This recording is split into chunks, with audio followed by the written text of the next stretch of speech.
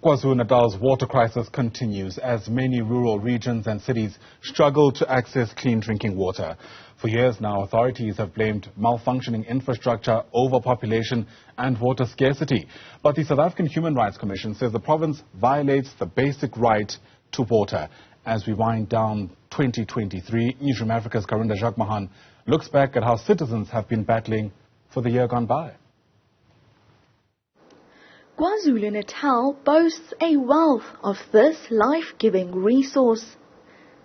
But reliable access to clean drinking water is dwindling. Ekuseni ngabo 4 ngiyokha amanzi ngihamba indawo ende ukuyempuleni ngihlala nezingane efanele ukuthi esikoleni ngiqale ngihambe ngiyokha amanzi. Lo manzi nasesikoleni awekho kufanele ngiwabhoyile ngiwafake ezitsheni kubawaphathi esikoleni ngoba nasesikoleni awekho amanzi. This has been ongoing for years in the southern Ugu district municipality, where municipal officials have failed to respond to the people's plight. There's no water here. Nobody comes and checks on us on whether we have water. The trucks that come, they come once in a month. In the north, Jozini residents live close to a major dam but are yet to receive a drop of water from it. Asinawo lokwangempela sizwa ukunethwa kwemvula ngisho laphana nje creche engithathe khona laphana sisebenza ngezingane ingane amasisiyo sowalanda ephongolo siwasebenzisa uma ephelile emathangweni sisebenzise wona zidle lo dodi ingane. A similar picture plays out in the KZN Midlands. Sibadala kangakanani no 60 something years sikhama nje emfuleni manje ngendlela nje esikhathala ngayo kunzima nje nelanga liyashisa sibadala sama old age siyahlupheka ngohlobo olumangasayo sawantula kakhulu amanzi. And in eThekwini, the province's only metro municipality, it gets cut off at any time. So sometimes we're leaving for work in the morning, there's no water. When we return, there's still no water. Problem is that we get water tanks after 3 to 4 weeks. Women are the most impacted by unreliable access to water. It's mainly girls and women who are responsible for washing, for cooking, and all of these household activities require access to water. So there's a huge disproportionate issue that's going on with regards to gender and the deprivation of the right to water, which has to be recognized. In September, the South African Human Rights Commission said most KZN municipalities had violated citizens' right to access clean drinking water. The Commission finds that these challenges outlined by municipalities and water services authorities reflect poor planning and management of resources, particularly in relation to non-revenue water and maintenance of infrastructure, a reluctance to deal with corruption and non-performance, and an inability to plan and budget for future needs and expenditure.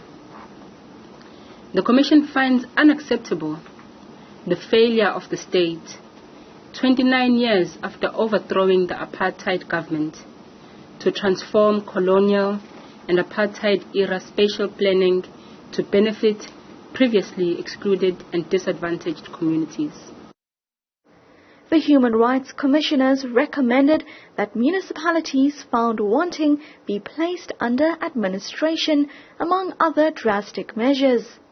But this has never happened, and instead, the political head of South Africa's Water Department said, "We are dealing with all our challenges, and we want to to cut them down to size, so that those who come after us don't experience what we experienced in terms of unnecessary backlogs and collapse projects." You will realize, I think more than 70% of the major projects that we are dealing with, almost all of them have been delayed for more than 5 years. What were the reasons? We can talk about that under a tree or over coffee.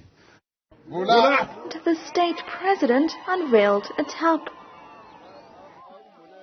Well, the story of the Jozini Dam is one of the real terrible iniquities of apartheid, that such a really large dam, the 5th largest dam in the country, was put up by the apartheid government just to serve the commercial and individual interests of a few white people in this area, to the total disregard of the hundreds of thousands of black people who live here, and who, some of whom are already involved in farming, sugarcane, and a number of other crops. They did not have access to the water from this magnificent dam, which we are now going to revamp and raise the wall so that it can carry up to 80 megaliters or so. So in the end, the democratic government is bringing about real transformation. Meanwhile, in rural Ndwedwe, 30 minutes from the plush Ballito suburb, women remain hindered by the water accessibility crisis. Sikhamanzi emfuleni sesineminyaka amanzi singawatholi nempompi siyavaleka besicela usizo lokuthi kuvuleke kompompi sithola amanzi asigulisa sihamba distance ende namavate eqani akafiki asilethela amanzi so besicela usizo ngokuthi sithola amanzi if uso clean amanzi ngendlela sicleana ngayo sike sifake ujiki. For Newzroom Africa on channel 405, I'm Karinda Jagmohan in KwaZulu-Natal.